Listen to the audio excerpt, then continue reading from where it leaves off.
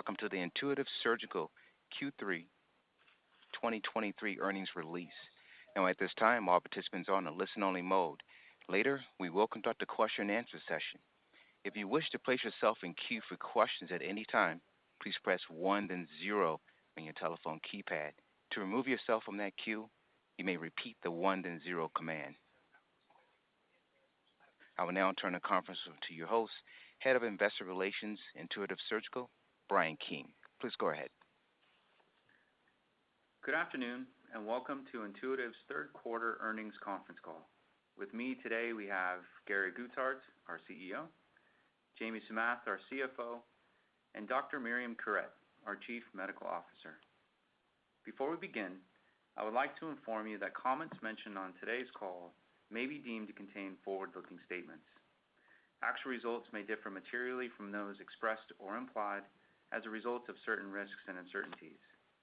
These risks and uncertainties are described in detail in our Securities and Exchange Commission filings, including our most recent Form 10-K filed on February 10, 2023, and Form 10-Q filed on July 24, 2023.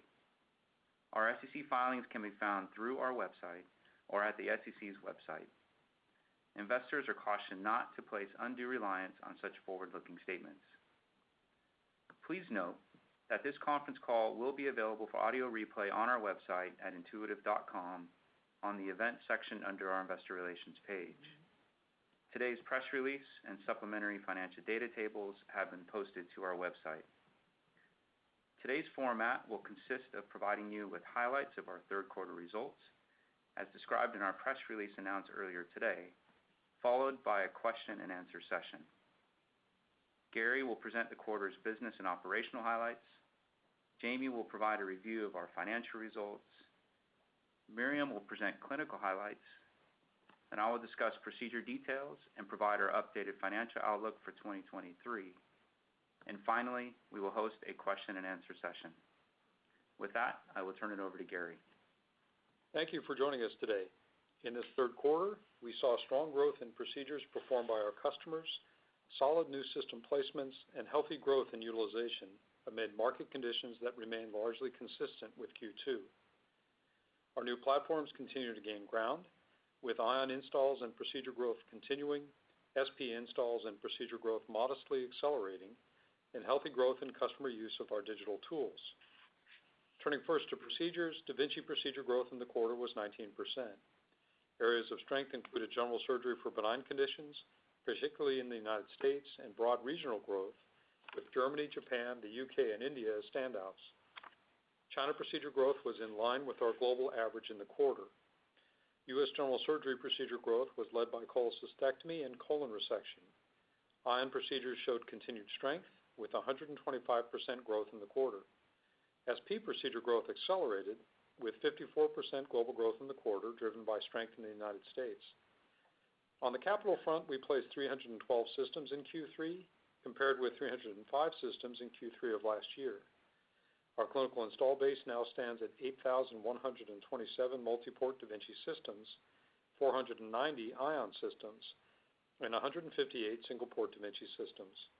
Overall, our capital placement trends reflect demand for additional capacity in multi-port, continued greenfield interest in our Ion system, and a modest acceleration for placements of SP. The proportion of leases for new capital placements accelerated in the quarter, with the U.S. using the highest leasing rates. We think the acceleration in leasing reflects the convenience of our leasing program and the maturity of our Generation 4 multi-port systems. While leasing reduces in-quarter revenue relative to capital purchase, total economics are healthy for our customer and for us. Leasing allows our customers to build clinical capacity when and where they need it, and provides predefined pathways for our new technology as it enters the market. The growth rate in system utilization, defined as procedures per installed system per quarter, was 6%, down from 9% last quarter, while still above historical growth rates. Strong procedure growth and an increased proportion of use in benign indications shortens average procedure times and eases scheduling. Higher utilization increases our customers' return on invested capital and is economically healthy for us. Turning to our finances, our revenue grew 12% in the quarter and our operating expenses were within our spend guidance. Our spending reflects continued investments in research and development to support the growth of our platforms and digital tools, expansion of our manufacturing and commercial footprints, and capital amortization.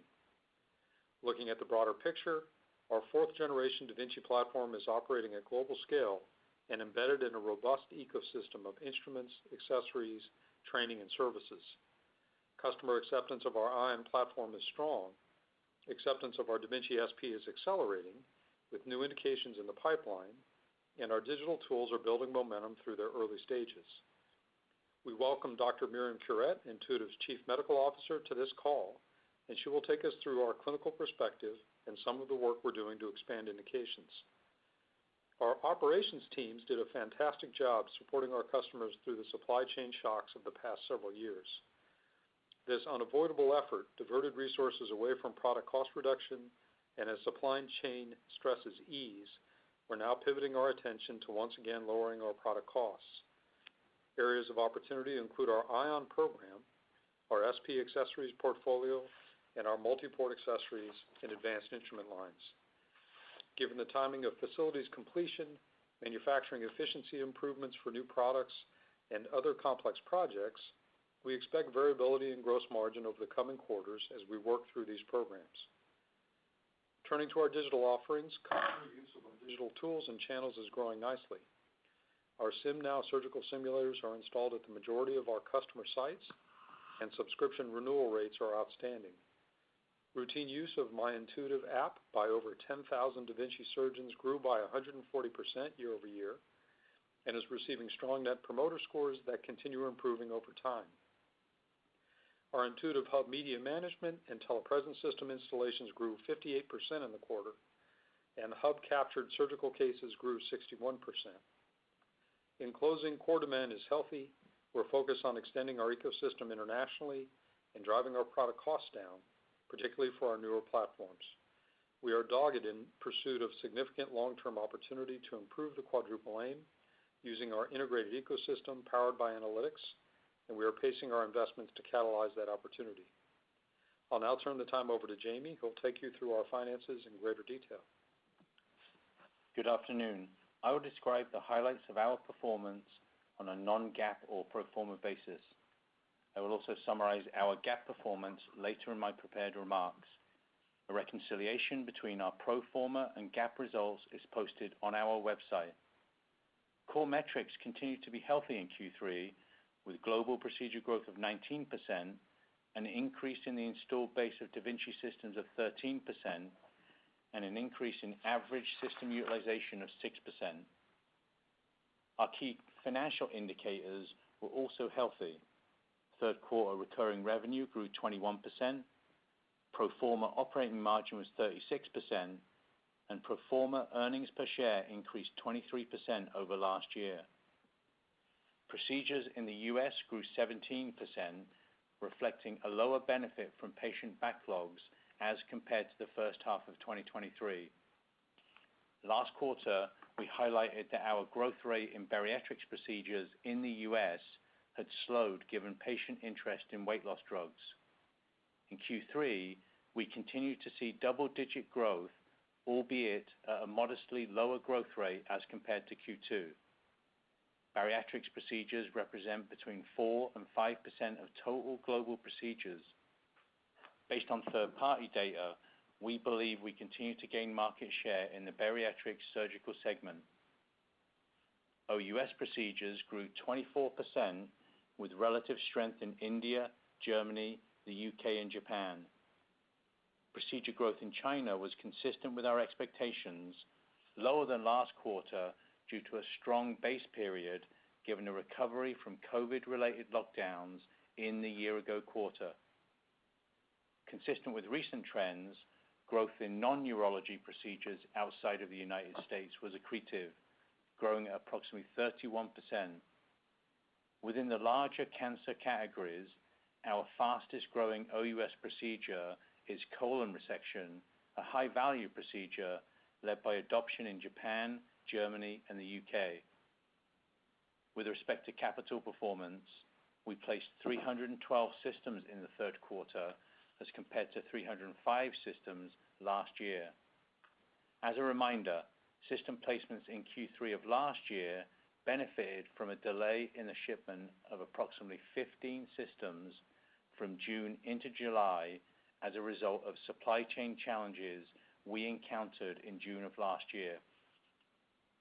Late in Q3, we started to see delays in tender processes in China, primarily as a result of anti-corruption efforts by the central government, resulting in lower system placements in China in Q3. We expect tender delays to continue to impact system placements in China in Q4. Q3 revenue was $1.7 billion, an increase of 12% year over year. Q3 revenue growth was driven by procedure growth, partially offset by an 11% decline in systems revenue due to the significant increase in the mix of operating lease arrangements. On a constant currency basis, third quarter revenue growth was also 12%. Given recent movements in exchange rates, at current rates, the US dollar is approximately 3% stronger on a revenue-weighted basis as compared to the average rates realized in Q3. Revenue denominated in non-USD currencies represent approximately 24% of total revenue. Additional revenue statistics and trends are as follows. In the US, we placed 159 systems in the third quarter compared to 175 systems placed last year. Outside the US, we placed 153 systems in Q3 compared with 130 systems last year. Current quarter system placements included 60 into Europe, 32 into Japan, and 10 into China, compared with 54 into Europe, 32 into Japan, and 15 into China in Q3 of last year. 62 of the 312 systems placed in Q3 were trade-in transactions, compared to 71 trade-in transactions in the third quarter of last year. As of the end of Q3, there are approximately 440 SIs remaining in the installed base, of which 85 are in the US. Operating leases represented 52% of third quarter placements, compared with 37% last year. In the US, 70% of system placements in Q3 were under operating lease arrangements, compared to 48% last year. Of the 163 operating lease placements in the quarter, 93 were usage-based arrangements, an increase compared to 54 last year, reflecting customer preferences, particularly in the US. While leasing may fluctuate from quarter to quarter, we continue to expect that the proportion of placements under operating leases will increase over time. Q3 system average selling prices were $1.4 million as compared to $1.39 million last quarter and $1.5 million last year. The year-over-year decrease in system ASPs was primarily driven by lower pricing and geographical mix. We recognized $17 million of lease buyout revenue in the third quarter, compared with $12 million last quarter and $17 million in Q3 of 2022. Da Vinci instrument and accessory revenue per procedure was approximately $1,830, compared with approximately $1,840 last quarter and $1,800 last year. On a sequential basis, lower INA per procedure reflected the impact of customer ordering patterns, partially offset by a full quarter impact from the INA price increase that went into effect halfway through last quarter. Turning to our Ion platform, in Q3 we placed 55 Ion systems as compared to 50 in Q3 of 2022. Third quarter Ion procedures of approximately 14,500 increased 125% as compared to last year. 16 of the systems placed in the third quarter were SP systems, 12 into the US and 4 into Korea. SP procedures grew by 54% and average system utilization growth continued to accelerate, growing 21% compared to Q3 of last year. Moving on to the rest of the P&L. Pro forma gross margin for the third quarter was 68.8%, compared with 68.5% last quarter and 69.8% last year. As a reminder, pro forma gross margin in Q3 of last year included a one-time benefit of approximately 50 basis points relating to the favorable conclusion of certain indirect tax matters. The remaining year-over-year difference in pro forma gross margin is primarily due to a higher mix of ION revenue, which currently carries significantly lower margins as compared to the da Vinci business, and lower system ASP, partially offset by the INA price increase. Inventory increased to approximately 180 days in Q3, higher than historical averages, driven by two factors. First, we have modestly increased our inventory targets given supply chain stresses over the last couple of years. And secondly, given significant capital investments we are making in manufacturing facilities and capacity, we are building bridge inventory to facilitate an elevated number of line transfers to new locations. As a result, we expect higher levels of inventory relative to historical norms into 2025. Third quarter pro forma operating expenses increased 8% year over year, driven primarily by higher headcount-related costs. During the quarter, our headcount increased by 489 employees, of which approximately 275 were for our manufacturing operations in support of revenue growth. SG&A expenses as a percentage of revenue were lower by 100 basis points as compared to Q3 of last year, and largely reflected planned leverage in our enabling functions. Pro forma other income in Q3 was $58 million, compared to $42 million last quarter and $7 million last year. Other income primarily consists of interest income, and the increase as compared to last quarter was driven by higher interest rates and higher average cash and investment balances. Pro forma other income in Q3 of last year also reflected higher than typical foreign exchange losses resulting from remeasurement of the balance sheet as a result of the strengthening US dollar. Capital expenditures in Q3 were $256 million, primarily comprised of infrastructure investments to expand our facilities footprint and increase manufacturing capacity. Our pro forma effective tax rate for the third quarter was 22.5%, consistent with our expectations. Third quarter pro forma net income was $524 million, or $1.46 per share, compared with $429 million, or $1.19 per share for Q3 of last year. I will now summarize our GAAP results. GAAP net income was $416 million, or $1.16 per share for the third quarter of 2023, compared with GAAP net income of $324 million, or 90 cents per share for the third quarter of 2022.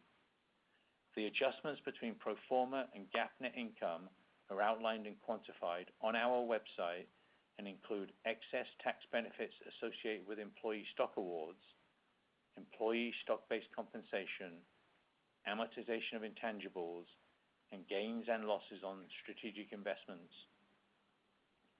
We ended the quarter with cash and investments of $7.5 billion, compared with $7.1 billion last quarter. The sequential increase in cash and investments reflected cash from operating activities and proceeds from employee stock exercises, partially offset by capital expenditures. And with that, I would like to turn it over to Miriam, who will discuss clinical highlights. Thank you. Now turning to the clinical side for our business. Each quarter on these calls, we highlight certain studies that we deem to be notable. However, to gain a more complete understanding of the body of evidence, we encourage all stakeholders to thoroughly review the extensive detail of scientific studies that have been published over the years. In addition to relaying the results of one of these studies, I'd like to start by describing the status of some important intuitive research projects underway that support our company's belief in the potential value of Da Vinci systems, specifically our single port system, for procedures requiring refined access to tight or difficult to reach anatomical areas. In June 2021, Intuitive launched an FDA-approved clinical study focused on complex colorectal procedures, such as low anterior resection or right colectomy, performed using the SP platform. Currently, enrollment is complete with 60 patients across 9 sites in the U.S. and Korea. Another FDA-approved clinical trial of thoracic procedures, including pulmonary lobectomy and thymectomy, performed using SP, completed enrollment in June of this year with 32 subjects enrolled across 6 centers in the U.S. We believe that Intuitive's single-port technology will enable thoracic surgeons to perform uniportal lobectomy, something that may be difficult using a VATS approach. Intuitive intends to submit data from these 2 studies to the FDA after the patient follow-up outlined in the study plan and the data analysis has been completed. Now, I'll turn to a notable study published in the Annals of Surgery this past August. This study was not sponsored by Intuitive. Dr. Yogita Patel of McMaster University in Canada published early results from the RAVAL trial in a manuscript titled Robotic Lobectomy is Cost-Effective and Provides Comparable Health Utility Scores to Video-Assisted Lobectomy. The study describes results from a multi-center, multinational, blinded, randomized controlled study comparing the Da Vinci and VATS approach to pulmonary lobectomy. It analyzed 164 subjects, 81 in the robotic-assisted group and 82 in the VATS group, and all robotic-assisted lobectomies were performed with a Da Vinci multi-port platform. Notably, the health utility score was significantly higher in the Da Vinci arm at 7 weeks and 12 weeks post-procedure, which suggests the quality of life for patients who underwent a Da Vinci lobectomy was better than for patients undergoing the VATS procedure. Interestingly, and related to quality of life outcomes, the authors analyzed the incremental cost-effective ratio, or ISR, for the robotic group relative to VATS, and reported the robotic group was associated with a gain of approximately $11,000 per quality-adjusted life year. In addition, the median number of lymph nodes examined and sampled were significantly higher in the Da Vinci group. To summarize, the authors conclude that, quote, early results from the RAVAL trial suggest that robotic pulmonary lobectomy is a cost-effective intervention which is associated with comparable patient-reported health utility scores when compared to VATS lobectomy, end quote. And with that, I would like to turn it over to Brian, who will discuss additional procedure highlights and provide our updated outlook for 2022. Thank you, Miriam. Our overall third quarter procedure growth was 19% year over year, compared to 20% for the third quarter of 2022 and 22% last quarter. In the U.S., third quarter 2023 procedure growth was 17% year over year, compared to 18% for the third quarter of 2022 and 19% last quarter. Q3 growth was led by procedure strength within general surgery, with particular strength in cholecystectomy and colon resection. Outside of the U.S., third quarter procedure volume grew 24%, compared with 24% for the third quarter of 2022 and 28% last quarter. OUS growth was led by procedures beyond urology, which now make up approximately 50% of total OUS procedures. General surgery growth was strong, primarily in colorectal procedures, followed by growth in gynecology procedures. Growth in urology continued to be healthy, led by kidney procedures, along with continued double-digit growth in prostatectomy. In Europe, we experienced strong growth in Germany, the UK, and Spain. In each of the regions noted, procedure growth was led by general surgery, primarily from colorectal procedures, and specifically in Germany and the UK, hysterectomy procedures also contributed to strong growth. In Asia, growth was led by Japan. More than half of the incremental procedure growth in the country was led by strong growth in general surgery procedures, consisting largely of colorectal and gastrectomy procedures. In China, procedure growth was consistent with our expectations for the quarter. Growth was driven primarily in urology, notably by prostatectomy and kidney procedures. In India, while in the early stage of adoption, saw strong growth in general surgery procedures, namely cholecystectomy and hernia repair, and growth in gynecology procedures. I will now turn to our financial outlook for 2023. Starting with procedures. On our last call, we forecasted full year 2023 procedure growth within a range of 20% to 22%. We are now raising the low end from 20% to 21% and expect full year 2023 procedure growth of 21% to 22%. The low end of the range reflects uncertainty around the duration of elevated procedure volumes with patients returning to healthcare, a continued slowing of bariatric growth rates in the U.S., and macroeconomic challenges that could impact hospitals and patient spending. At the high end of the range, we assume macroeconomic challenges do not have a significant impact on hospital procedure volumes, and bariatric growth rates in the U.S. continue at the rate we experienced in Q3. The range does not reflect significant material supply chain disruptions or hospital capacity constraints. Turning to gross profit. On our last call, we forecast our 2023 full year pro forma gross profit margin to be within 68% and 69%. We are now refining our estimate of pro forma gross profit margin to be within 68% and 68.5%. Our actual gross profit margin will vary quarter to quarter depending largely on product, regional, and trade-in mix, and the impact of new product introductions.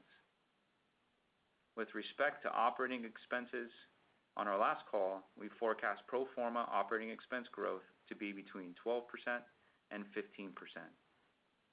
We are adjusting our estimate and now expect our full year pro forma operating expense growth to be between 12% and 14%. We are also refining our estimate for non-cash stock compensation expense to range between $600 million to $610 million in 2023, lowering the range from our previous estimate of $600 million to $620 million. We are increasing our estimate for other income, which is comprised mostly of interest income, to total between $190 million and $200 million in 2023, an increase from our previous estimate of $160 million and $180 million. The increase primarily reflects the rise in interest rates. With regard to capital expenditures, we are narrowing our estimate to range between $900 million to $1 billion, primarily for planned facility construction activities.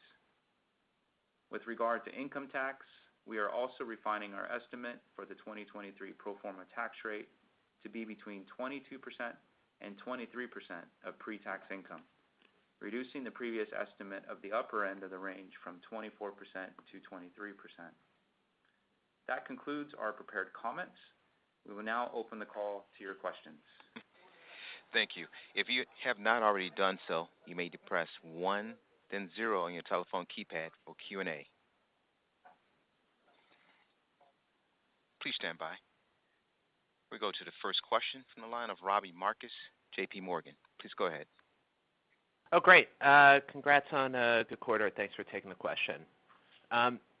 Maybe to start, you know, it's hard to escape it. GLP-1 is becoming a very big topic in medtech, and it's impacting bariatric surgery here. It doesn't seem to be impacting anything else, particularly in the pipeline.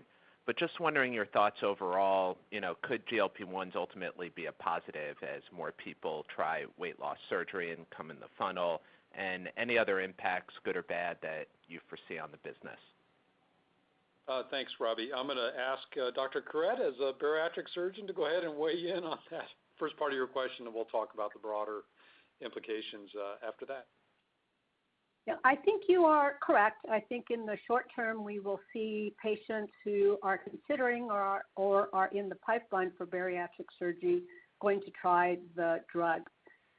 However, given compliance issues, costs, side effects, we expect that many of them will not stay on the drugs for longer than a year or two, and at that time, we'll consider bariatric surgery. So I think overall, we'll see an increased interest in bariatric surgery, but that will get delayed in the short term. And Robbie, any follow-up you wanted on GLP-1s? No, I had a financial question for Jamie, if that's okay after. Okay. Please. Jamie, it looks like fourth quarter gross margin is ticking down a bit, and you're talking about the increased depreciation cost and some of these new investments here. I was wondering if you could size the amount, and I'm really looking for how to think about into next year with depreciation so we could get our gross margin set based on whatever expansion or contraction we're all forecasting. Thanks a lot. Yeah, for Q4, you're not really seeing significant depreciation expense reflected in the range that we provided. That's really more next year as some of the manufacturing capacity and facilities come online. What you're seeing in Q4 really is a little bit of FX given how the rates have moved, a little bit of slower progress in some of the line transfers and product cost reduction plans that we have. That's not a large delay. It's just slightly slower than we have planned. And then there's some mixed dynamics reflected in Q4. They net out to be relatively small, but those are the dynamics as to why that gross margin range for the year is at the midpoint slightly lower than what we had previously. With respect to how 24 is shaping up, what I would just say is, as Gary said in his prepared remarks, we'll see some variability in gross margin over the next several quarters. It is the depreciation expense and the ongoing efforts to improve our product costs, particularly on the Ion side. And frankly, there are some accumulated inefficiencies just in our global manufacturing operations. They built up over COVID and because of the supply chain issues that we encountered that we're addressing. And a number of those will take time for us to resolve. So I'd say let us give you 24 guidance for gross margin when we get to January, because I think we still have to work through those plans. Great. Thanks a lot. We'll go to the next line. Travis Steed, Bank of America. Please go ahead. Yes, thanks for taking the question. I guess to follow up on that, I know on those prepared remarks, it sounded like Gary said manufacturing improvements for new products and other complex projects. So I'm just curious if you could elaborate on some of those new products and complex projects and what those are that's impacting the gross margin. Yeah, on the product side, we have real work to do on Ion. Ion is well accepted by the customer base, growing quickly. We need to iterate and drive manufacturability and manufacturing costs on Ion. So that was mainly what I was referring to. Some of the accessories in the SP line are real opportunities. We want to be assertive there. So on the product side, that's most of what the reference is. There's just one other element. We are insourcing a high volume accessory on the multi-port side. And as part of insourcing that, there's some differential automation in the line there. And so ramping that, there's some work to get that to be at our targets. Great, helpful. And coming into this year on the procedures, some of the swing factors were China, staffing pressures, and COVID. And I imagine going into 24, there's bariatrics in China or some of the swing factors. Maybe just talk about some of the swing factors on 2024 procedures, pluses and minuses, and do you think China and bariatrics are still going to be growing and adding to the growth in procedures in 24? Travis, this is Brian. I guess thinking of 2024, nothing really to share at this point. Clearly, I think when we get into January, we'll be able to give you a bit more insight. But I guess I'll just leave it at that for now. Let me just pick up two topics you hit. On the China side, I think the procedure demand side remains robust. I think there's some government policy activity that's putting a little bit of a chill in the market. Some of that is economic, so price caps and value-based pricing, and some of it is an anti-corruption probe that is giving hospitals some pause at moving forward with other new programs. We'll see. I think the China side is likely to some pressure on the China side is likely to persist for several quarters. On the bariatric side, I think we'll find a new normal in the next few quarters. It's hard to predict exactly when that will happen. We'll see that play out in the marketplace. Okay, great. Thanks a lot. And we'll go to the next line. Larry Biegelsen, Wells Fargo. Please go ahead. Good afternoon. Thanks for taking the question. Gary, your usage-based leasing program's gotten some scale. Can you talk about the utilization rates on those systems relative to the average and any other themes you could share? Sure. I will turn to Jamie here on kind of utilization rates. So why don't you kick that off? Yeah, there's two ways to look at it, Larry. What is the absolute utilization rate compared to a regular lease and compared to a purchase arrangement? They are very similar, actually. The tightness on the mean between those three structures is very tight. Within those arrangements, you generally have a target procedure level that reflects success of the program for the customer and the economic objectives that we have. And if you accumulate, again, the portfolio, they run at slightly above the target procedure levels that we have embedded in the contracts. So they have run very well so far, and it's one of the reasons why we and the customer have expanded those so quickly in recent times. That's helpful. And leasing in the U.S., where do you see that going? I mean, it was over 70 this quarter and last quarter. Have we plateaued, or does that continue to go higher? Thanks for taking the questions. On a global basis, we expect the proportion of placements that are leased to continue to climb. U.S. is pretty high, as you pointed out, Larry. It's 70% this quarter, 78% last quarter.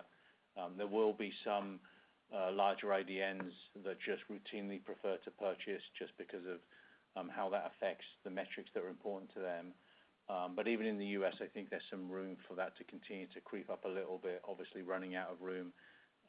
We've found a number of U.S. customers have really appreciate that as a way to manage through what are tightly managed capital budgets. Thank you. And next we have Brandon Vasquez, William Blair. Please go ahead. Hi, everyone. Thanks for taking the question. Maybe my first one, wanted to talk a little bit about general surgery. That's obviously been a nice growth path for you here in the U.S. My understanding is it's a little less penetrated international. What do you think needs to happen in the international markets to kind of get on that steep part of the adoption curve for general surgery as well? Are they kind of same timelines and catalysts as the U.S.? Sure. Thank you for the question. One way to think about it is that general surgery comprises both procedures that are done where cancer is the underlying cause and others that are benign indication. On the cancer as an underlying cause, we're seeing nice early growth in several OUS markets. So there, I think that's healthy, and we're enthused. I think reimbursements are generally in place in many of the places that we are operating. I think that's looked good, and clinical data coming out has been supportive. I think that as you think about benign indications, we're seeing some of the beginnings of benign indications in some markets. There may be reimbursement work or education of insurers that has to be done for those to progress further. So in that setting, we'll have additional work to do as it plays out. Great. And then maybe last one for me as a follow-up. I think last quarter you guys were talking a little bit about launching, I believe it was called Case Insights, kind of the software AI platform. Any kind of updates on that end? How are things going so far, and maybe what's in the future for that program? Thanks. Yeah, thank you for the reference. So Case Insights is our machine learning AI program that looks at surgical science. We have our first installs and first cases going. We had talked about it with you last quarter. So far, early feedback, and it's super early. We're really in the early innings here, is very good. Case Insights builds on some prior research that we had done with academic centers on something that we had described as a computational observer. So we have some pretty good scientific underpinnings for it. We expect over time that that program will feed insights into different parts of the hospital's analytics system, from giving specific guidance to learning surgeons and care teams about where they might improve their technique and skills, to giving suggestions to programmatics about efficiency and total cost management, to giving other insights for the company about how to improve procedures in the OR. So we think it's a long-term set of investments around really the science of surgery. We remain extremely excited about it. While we do have some revenue for it, we don't expect it to be a serious revenue driver. We think it is an ecosystem complementer, and we look forward to describing it more to you as time goes on. Great. Thanks a lot. We'll go next to Matt Miksic, Barclays. Please go ahead. Hi. Thanks so much for taking our question. So I had one just question on a follow-up on kind of the bariatric trends, and one on sort of the system leasing effect on pricing. So bariatric, if you could maybe talk about, you mentioned the global percentage of procedures that bariatric represents, maybe just the growth trajectory of that business in the second quarter and the third quarter, and whether that's something you expect to grow at a similar trajectory or bottom out, given your comments on folks getting on the drug for getting off, say, in a year or two, kind of suggests maybe a longer path to stabilization in that business line within, and then I'll just follow up briefly with a question on ASPs, if I could. Thank you. Yep. Jamie, you might speak to kind of what the size or percentage of that business is for us, and a little bit of the acceleration or deceleration trend. Yeah, and I want to make sure I got it right, Matt, so come back to me if I have the wrong questions, but our total bariatric business represents about 4 to 5% of global procedures. What you saw in Q2 was in the U.S., which is where the majority of our bariatric procedure volumes are. In the U.S., the growth rate declined to about the U.S. average, and then what we saw in Q3 was it modestly declined a little further in Q3. Were those your questions? Yeah, no, that's very helpful. And then I guess just your expectation you framed out in terms of your guidance, but I mean, is this, I mention it just because one of the other competitors actually saw a decline, I guess, in laparoscopic bariatric or some combination of lap and open in the third quarter, single-digit decline, but it doesn't seem like you're in that zone, right? You're still at or slightly below your average growth rate in the U.S. Am I hearing your answer correctly? Well, if you take our procedure growth in bariatrics relative to market, we're taking share and have been for some time. So the fact that we had double-digit growth in Q3 relative to another company that had a decline, that's just a reflection in part of the fact that we are taking share in bariatrics and continue to do so, even though there's an impact to overall bariatric surgery because of GLP-1s. Got it. That's very helpful. And then the other, just ASP, I understand the the system ASP you give is not, does not, as your U.S. leasing goes up, as I understand it, those leased systems in the U.S. are not included in that ASP calculation. So you could maybe just speak to, I don't know, the way in which the increased leases have affected ASP, or whether this is, straight up year over year, the decline that's suggested in sort of the overall numbers that you provide. If that's a clear question. Yeah. So everything you described is correct. Generally, although there can be exceptions for mix effect, generally U.S. system ASPs, when purchased, are accretive to the global average. So in effect, as leasing has grown significantly in the U.S., that in and of itself has a adverse effect for calculated system ASP. The other thing that you see then, with now a greater proportion of systems used to calculate that system ASP being international, FX can have an effect if you look on a 2-year horizon. So, for example, the exchange rate in Japan, based on how the US dollar has strengthened, there's a 30 to 40% impact over a 2-year basis on system ASP in Japan as translated. So there is a geographical effect, and if you look at a long enough horizon, there's an FX effect in there. What we described in Q3 was, in terms of the year-over-year decline in ASP, also a dynamic relative to pricing, and that's really just as we expand our existing customers who are looking for a third, fourth, fifth system, those tend to be slightly lower ASPs than you've seen previously when they were greenfield accounts. I would say that in China, we do see some competitive dynamics with respect to pricing, just given the number of local players. And so there's been some competitive effect on system ASPs in China specifically. We don't really see that in other markets to this point. Thanks so much for the color. And we'll go to the next line. Jason Bedford, Raymond James. Please go ahead.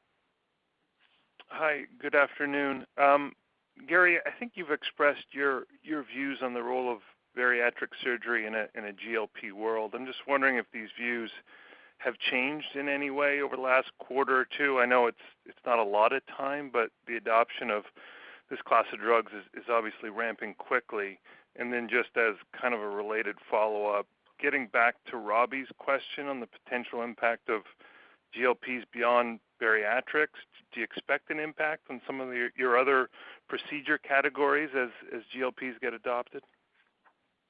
Okay, on the first one, I think Miriam described it well. Our position on GLP-1s as it relates to bariatric surgery, I think she hit it well at the start of the call. No reason to reiterate it here. On the issue of potential impact beyond bariatrics, there may be some, although I think as you think through the analysis, I think it will be modest. And here's how we think about it.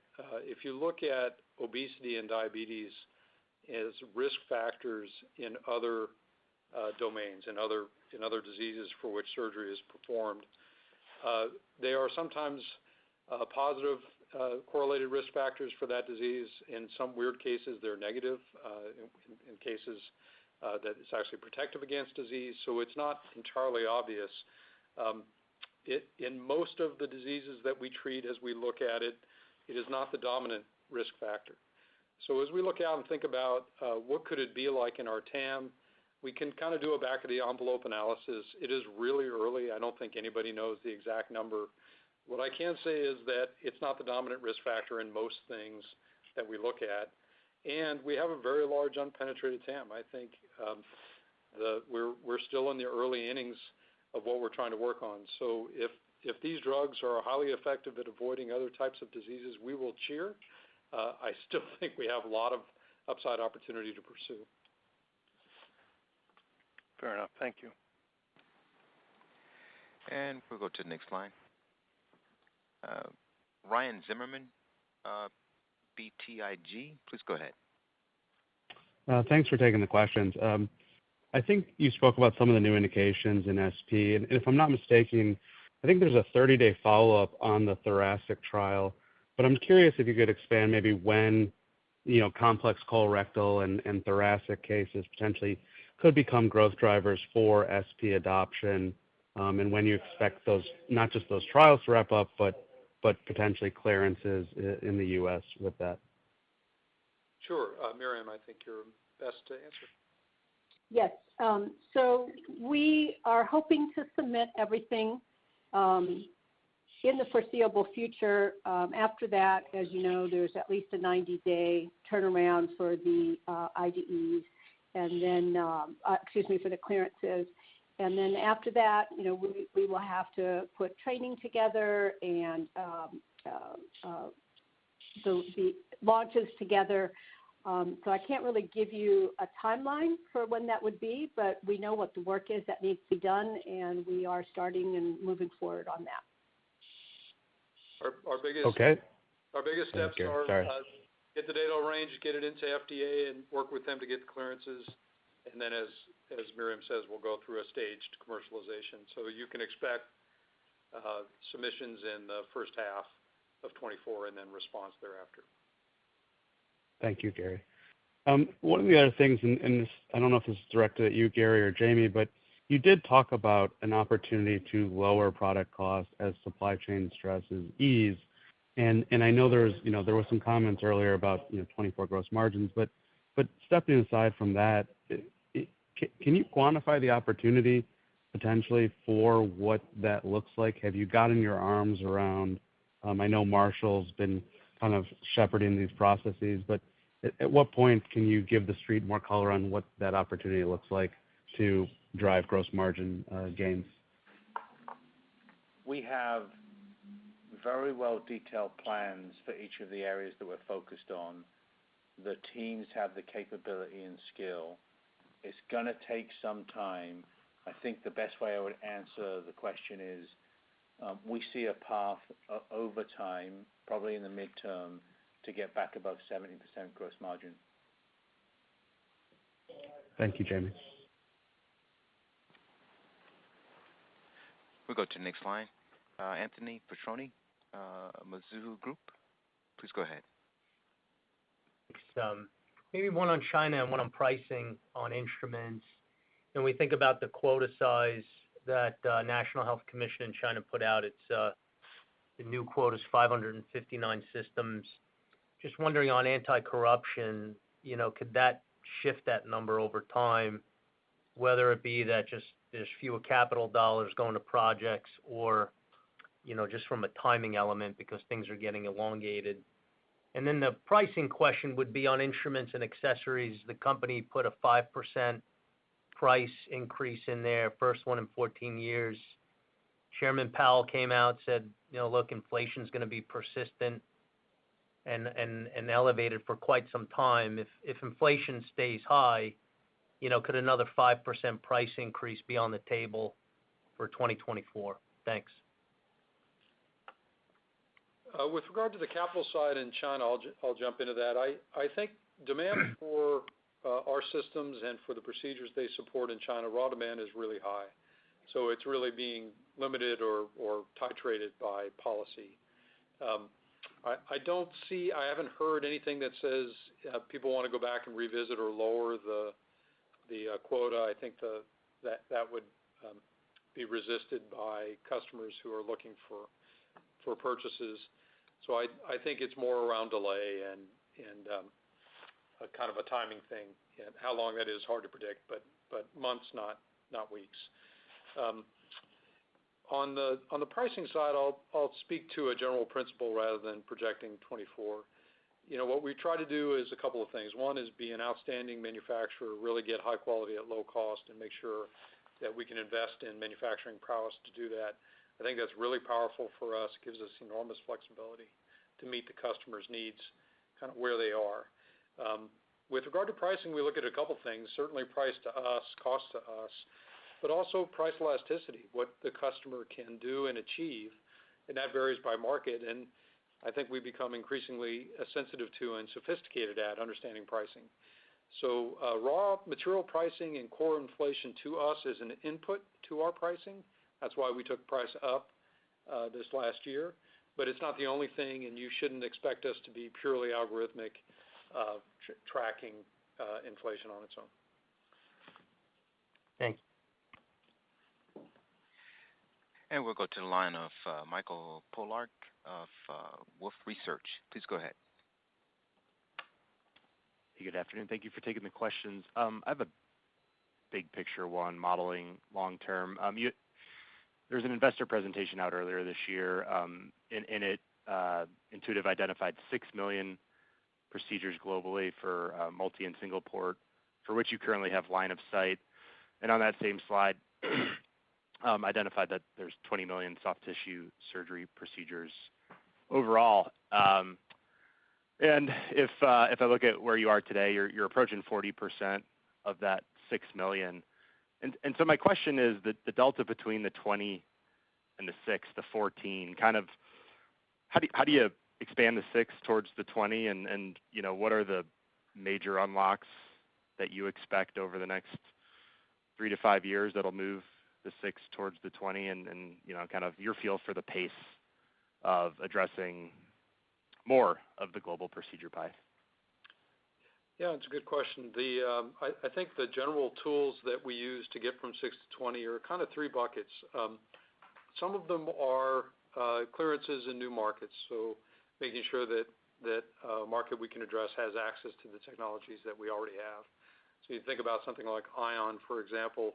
Ion is not yet available in all the markets in which we operate. As it operates, it starts to open what we can do. That's kind of one bucket. New indications are another one, that some of the work that Miriam described earlier, that starts to open new opportunities for us as we broaden the applicability of our platforms to new types of surgery and intervention. The third bucket, or another bucket, is reimbursement.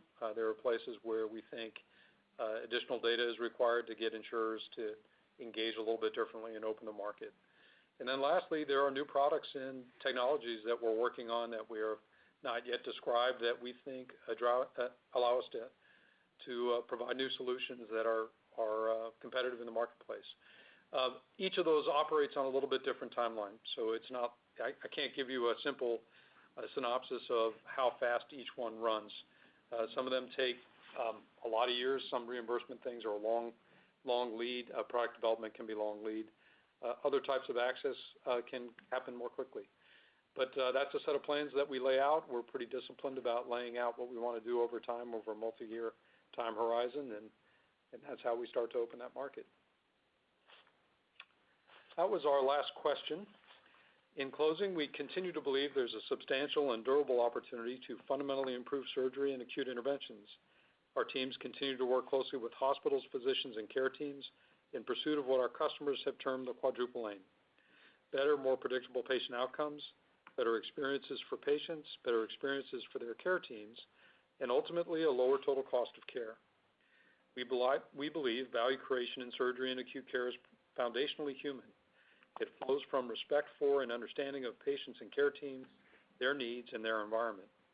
At Intuitive, we envision a future of care that is less invasive and profoundly better, where diseases are identified earlier and treated quickly so patients can get back to what matters most.